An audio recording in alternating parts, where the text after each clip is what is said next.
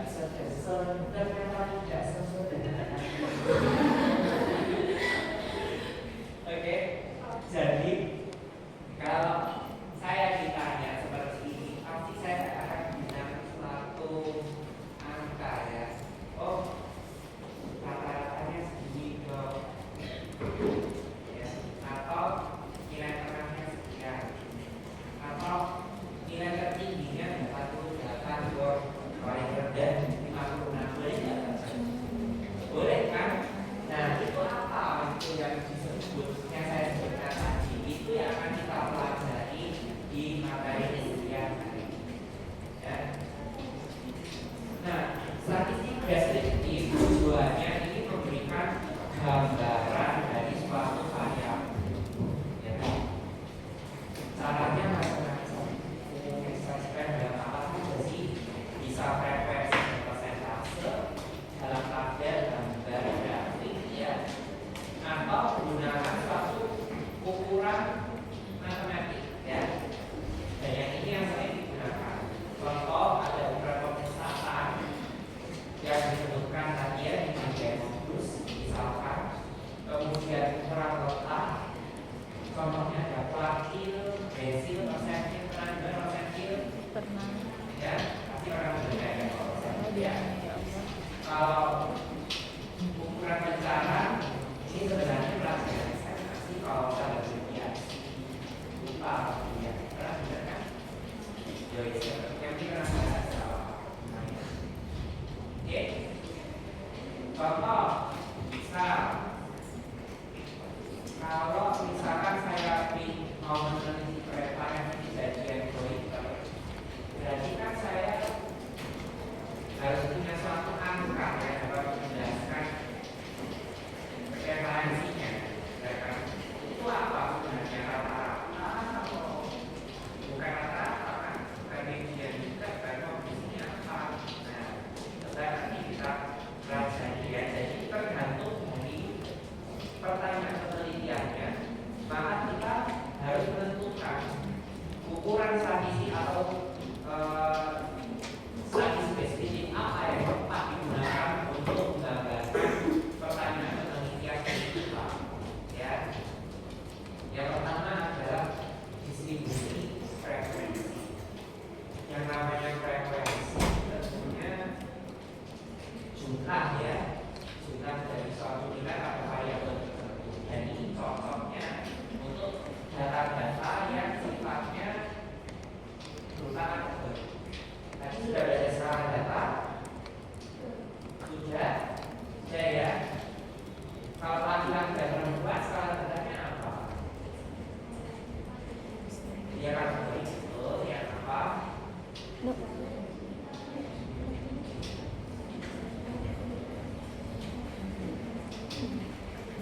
Yang mana?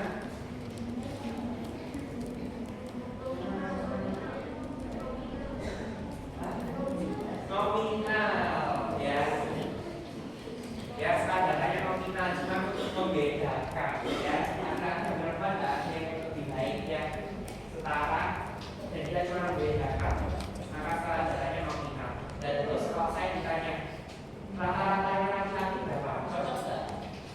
Bahkan soal ya, karena yang bisa disebutkan kalau datanya berupa kategori adalah berapa sih jumlahnya yang laki-laki, berapa yang perempuan. Betul? Ya, inilah yang namanya frekuensi. Jadi frekuensi contohnya untuk datanya sifatnya kategori, tidak menutup kemungkinan ya. Kalau saya datanya numerik seperti ini ya, dia bisa aja sih berapa sih ya, karena punya 16 bisa, cuma kurang cocok ya. Maka dari sini kita bisa simpulkan bahwa ada 7 pasien yang jenis kelaminnya perempuan. Berapa persen? Ya, 7 dibagi jumlah totalnya. 7 per 15 dikali 100% adalah 46,7%. Nah, ini istilahnya adalah persentase. Nilai suatu variabel tertentu dibagi jumlah seluruh populasi. Jumlahnya kan 15, yang saya 7, ya, tinggal dikalikan 100%.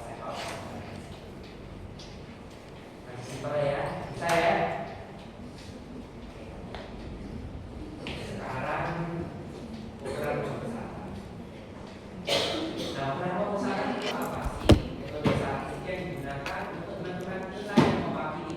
Tadi seperti saya tunjukkan nanti kan nilai biostat, berarti saya perlu satu nilai yang mewakili atau merepresentasikan dari kumpulan data yang tadi, ya kan? Nah, jadi tujuannya apa sih? Memahami nah atau kecenderungan umum dari suatu dataset. Ya. Yang saya gunakan ada tiga. Ini media dan modus. Pada prakteknya yang paling sering digunakan adalah mikromedia. Ya. Jadi kata kuncinya di sini adalah ukuran pemusatan agar satu angka yang mewakili seluruh data. Ya.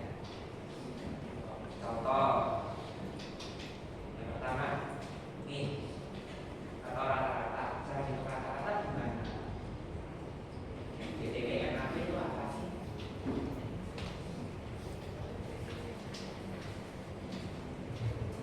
Ini arterial pressure, ada rumusnya lo ya, yo lupa ya. Oke, NAP normal berapa? Belum mau tahu. Ya udah nggak apa itu pelajaran ini karena jangan jelas ya. Oke, jadi kalau mau tahu rata-rata tinggal jumlahkan saja semuanya berarti jumlah pasiennya. Ya. Kalau saya jumlah semua dapatnya 1462 dibagi 15 rata-ratanya 97,47. 97,47 letaknya kurang lebih di sini ya. Antara 95 sampai 98 ya cukup di tengah lah ya. Kapannya? Simbolnya apa? Simbolnya kalau kita penelitiannya pada populasi, hurufnya pasti huruf apa itu? Yunani ya. Apa sih? Io ya. Kalau ini bacanya X bar. X ada garisnya di atas X bar. Barang data ya. Nah, ini digunakan untuk data numeriknya distribusinya. Oh, nah, tadi sudah belajar distribusi apa? Sudah ya. Kenapa kok harus distribusinya normal? Dia ini punya kelemahan sensitif sekali terhadap nilai yang ekstrim atau apa? Contoh, ya. Yang nomor 15 pasiennya saya bagi betul ya.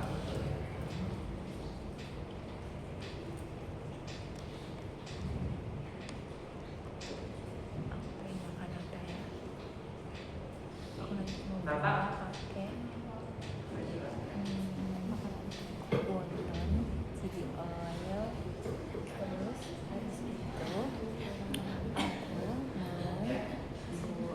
Yang nomor 16 saya ganti kok 116 ya, saya ganti exclude nih 200 misal.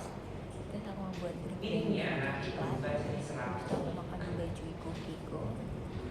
Jadi ada satu nilai yang ekstrim, nilai ini akan menjadi jauh sekali. Sekarang nggak merepresentasikan nilai tengah lagi, ya.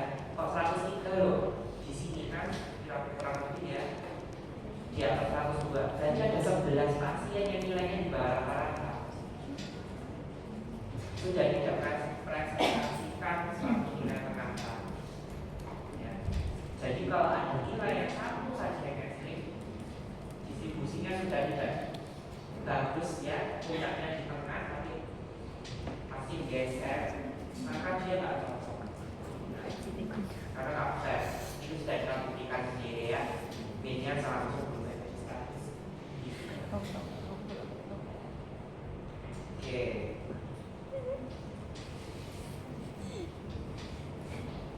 Sampai sini masih gampang ya, cuma di jumlah. Dia sekarang nilai tengah. Kalau nilai tengah datanya harus diurut dulu. Jadi kalau misalkan belum dari yang terkecil sampai yang terbesar harus diurut dulu. Nomor 1 yang paling kecil sampai nomor terakhirnya harus yang paling besar. Ya. Media, misalkan saya kasih sekat nih, maka sekatnya kalau pas di tengah maka terbagi menjadi dua sisi yang sama besar. Ya kan? Kalau angkanya ganjil, startnya di tengah ya berarti angka urutan ke-8 kan? Urutan ke-8 berapa? 95. Berarti mediannya adalah 95 ya. Kok dihitung pakai rumus, jumlah datanya berapa ditambah 1 gitu. Maka kita nomor 8 ya. Bisa? Kok ganjil masih gampang? Kok genap gimana? Kan nggak ada nilai bisa dibagi pasti tengah. Ya berarti kalau ini ada 14 berarti data 7 atau ke 8 lalu dijumlah dibagi 2 sehingga dapatlah suatu nilai tengah. Ya. Bisa di sini? Bisa. Gimana ini kalau yang ini tadi saya bagi 200, medianya terpengaruh enggak? Enggak. Kan tetap urutannya. Sehingga dia ini tidak terpengaruh oleh nilai ekstrim atau outliers, cocok untuk data yang tidak berdistribusi normal karena dia fokusnya di titik tengah ya, jadi dia nggak terpengaruh outlier. Tapi tentunya karena nggak melibatkan seluruh data dalam hitungan, karena kan anggapannya di luar nilai tengahnya ini nggak dimasukkan di hitungan matematis kan sama dia, jadi dalam penghitungannya kurang sensitif karena tidak seluruh data dilihat. Ya. Oke, jadi pertama kalau kita punya data seperti tadi ya, data berupa angka seperti ini tadi ya, berupa angka. Pertama, kalau mau benar jawabannya, cek dulu distribusinya, normal atau tidak. Kalau normal kita pakai rata-rata, kalau tidak normal kita pakai median. Paham ya sampai sini ya? Cara ngecek distribusinya nanti perlahan kita akan lakukan ya. Satu-satu nanti tentu pas information pusing nanti ya. Oke, sampai sini bisa ya. Lalu yang terakhir modus. Kok modus ada nilai paling sering muncul di sini? Mana yang paling sering muncul? 1/16, betul ya?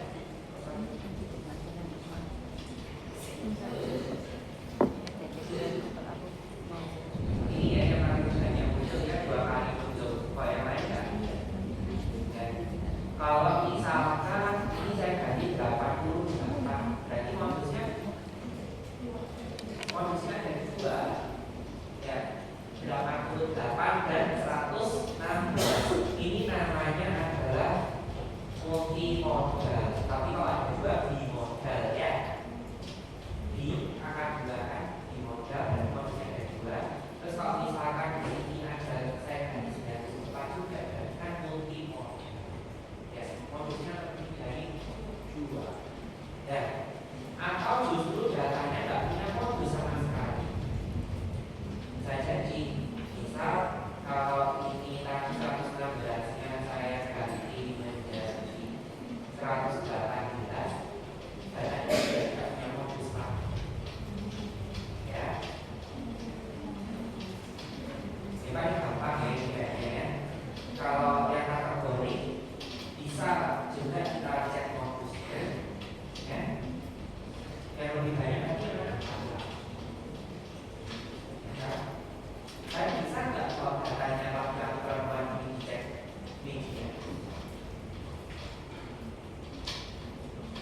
Nggak bisa. Kalau anak-anaknya laki-laki dan perempuan kan nggak bisa kan? Ya, nggak bisa. Jadi intinya adalah tadi sudah belajar yang ordinal belum?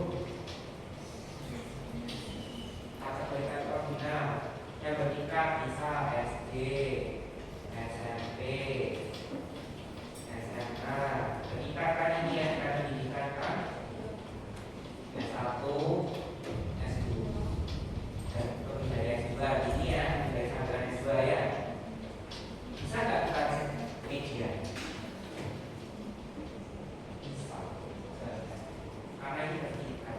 Misal di sini sama-sama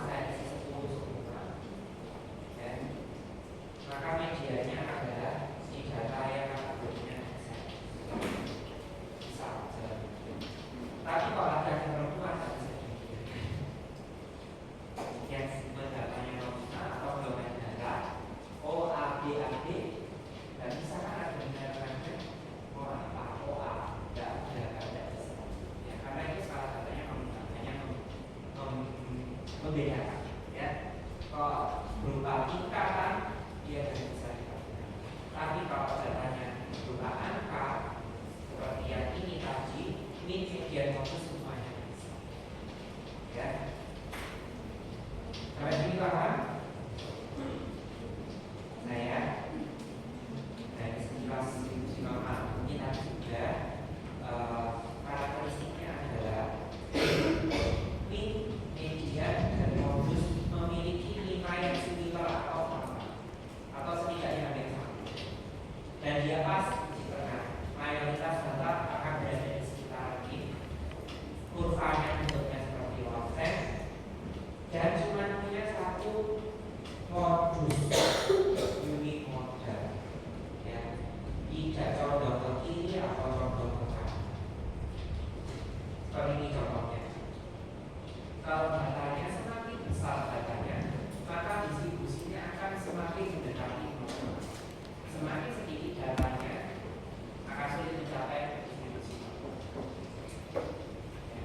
Kalau seperti ini kita lihat modusnya yang ini kan, ya, modus mediannya dari sini, rata-ratanya tadi 164, 164, ya kira-kira di sini lah. Dan modus median sama min kurang lebih hampir sama dan berada di tengah. Inilah yang namanya distribusi normal, ya.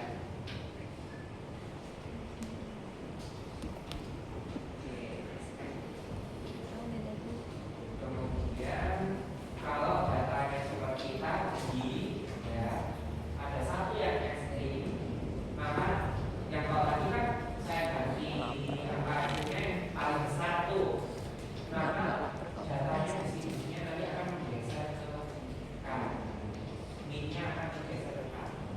Ini namanya min atau mentor, ya, saya sebut, ya, mentor ke kanan, ya. Kalau misalkan tadi data setnya saya kasih angka yang terlalu kecil, maka minnya akan terpengaruh sehingga tergeser ke kiri. Ini namanya datanya left skew, ya. Dan ini adalah contoh distribusinya tidak normal karena bentuknya tidak seperti lofted, melainkan ini ke kiri atau ke kanan. Oke, next ya. Sekarang kurang letak, ya. Yang pertama kuantitas. Bayangkan punya 15 data, saya kasih 3 sekat sama banyak. Sekat pertama adalah kalau sama banyak besar, ya ini saya kasih sekat pertama, sekat kedua, sekat ketiga, sehingga saya punya 4 kelompok yang sama besar. Kelompok 1, kelompok 2, kelompok 3, kelompok 4. Nah, sekat pertama ini adalah namanya wakil 1. Sekat kedua wakil 2, sekat ketiga adalah wakil 3. Bentar, wakil 2 ini sama nggak sama ini? Sama. Tuh, karena kalau dibagi 4 si data, penanganannya kan pasti wakil kedua atau median, ya. Oke. Wakil ini pasangannya biasanya dengan median, ya.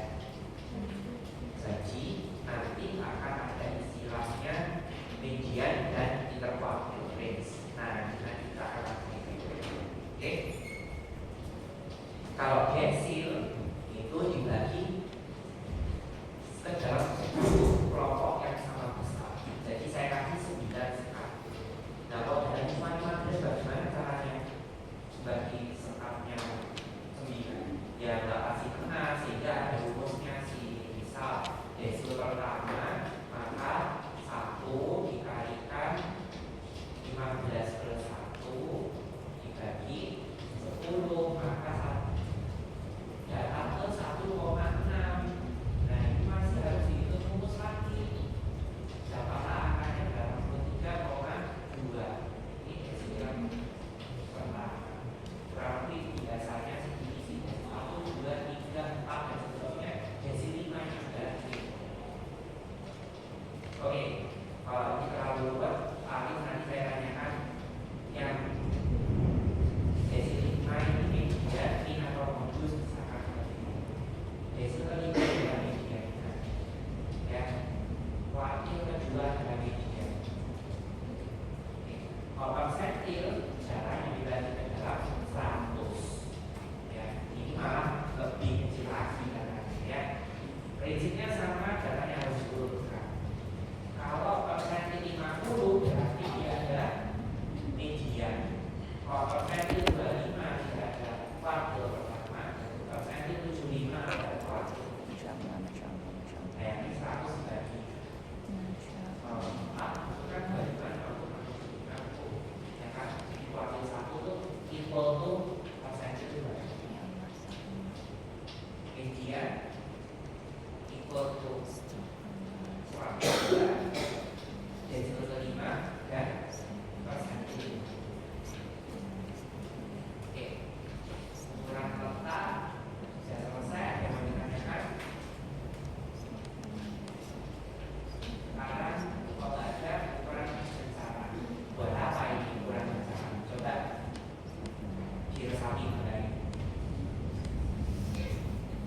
Semua distribusi normal, ya. Tepat di tengah dengan seperti lonceng. Tapi kok beda-beda ya? Yang itu kecil, tapi runcing masuk. Ya. Kalau yang umum, coba perhatikan. Kalau yang umum, datanya bervariasi. Mulai dari yang kurang lebih 500 ya, skor SAT-nya 500 sampai ya 1500. Variasinya banyak, ya, sehingga menggambarkan lebar, ya. Tapi kalau yang warna biru berarti kan 700. Ini kurang lebih 700, ini maksimal 1300. Tidak terlalu bervariasi bukannya, tapi ngumpul di sekitaran ini, sekitaran ini, ya.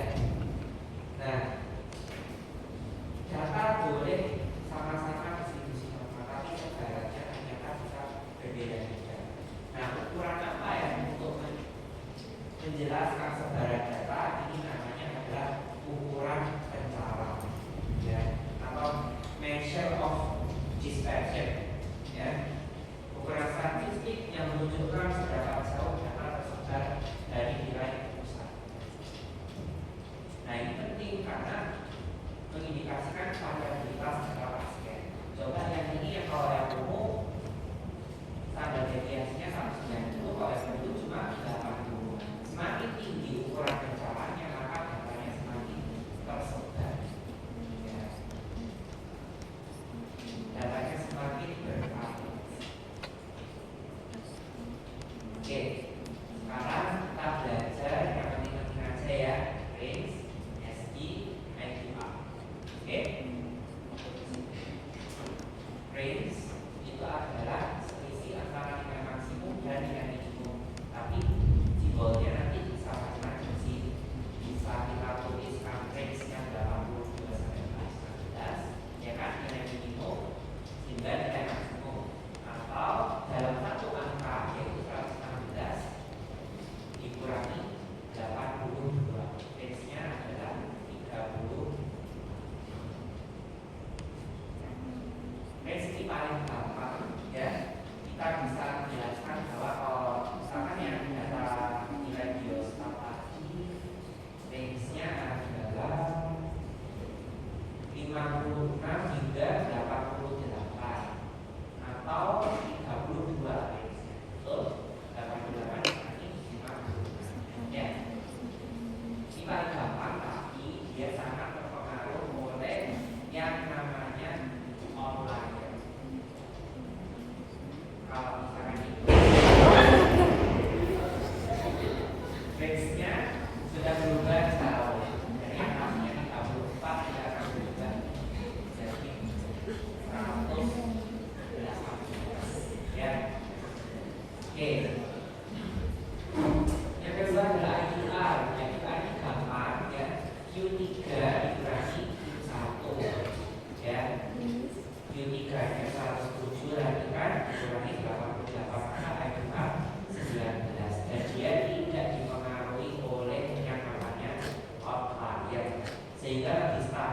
kalau kita datanya tidak terdistribusi normal, maka IQR ini adalah pasangannya dari ini.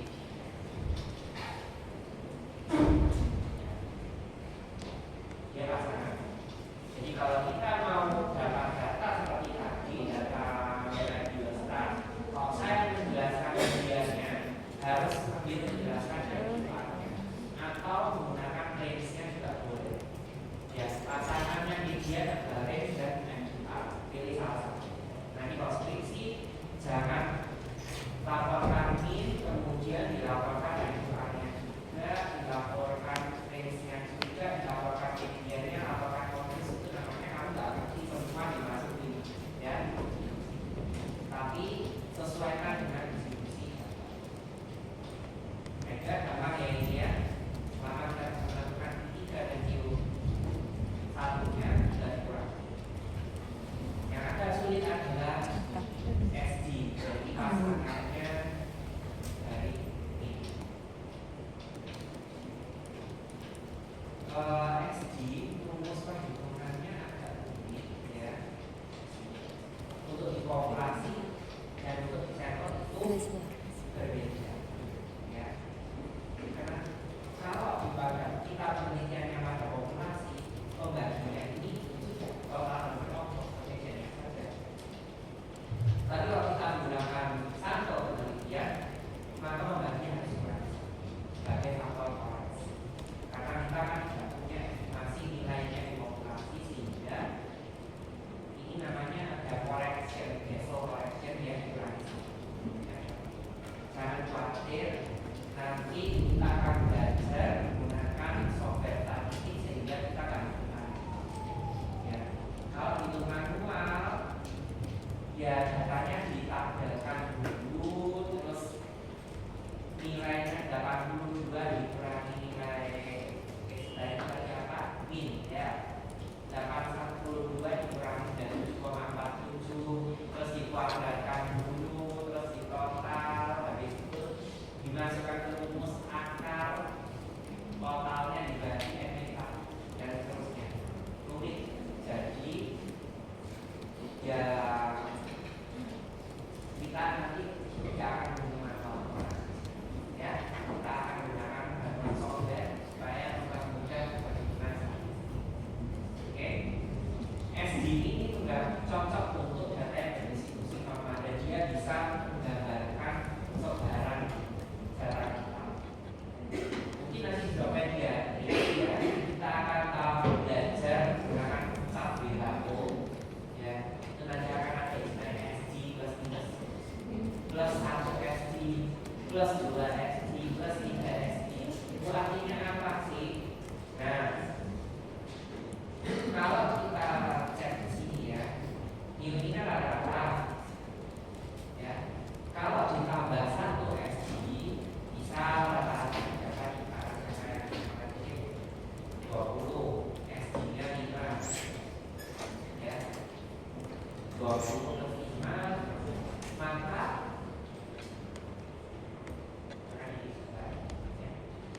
maka 68% data kita akan tersebar antara 15 sampai 20. Paham? Kalau ini 2 ini data ini berarti 2 kali S ini berapa? 10 ya. 10. Kalau ini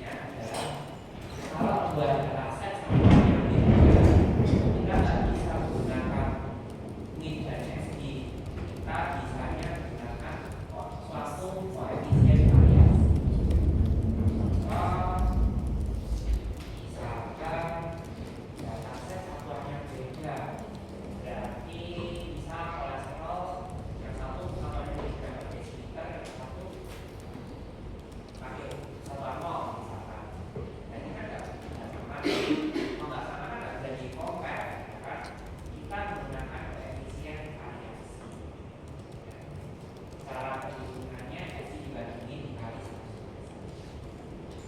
Semakin besar angkanya, maka jawabannya semakin jauh. Oke, habis sampai di sini selesai sedikit. Ada yang mau ditanyakan? Sudah? Apa yang paling ya? Oke, kita lanjut ya. Sekarang ada yang positif tidak? Minnya berapa? Minnya berapa? Kalau kita coba ketik sama aja ya. Ya.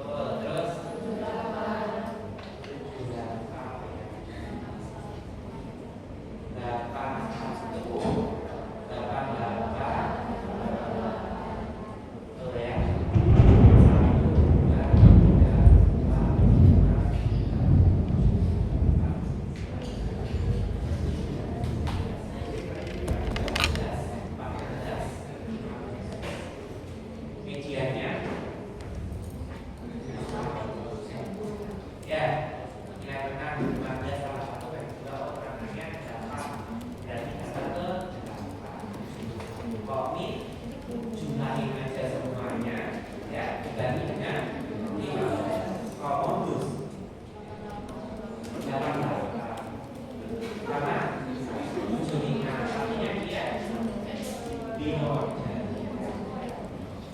Dia punya 2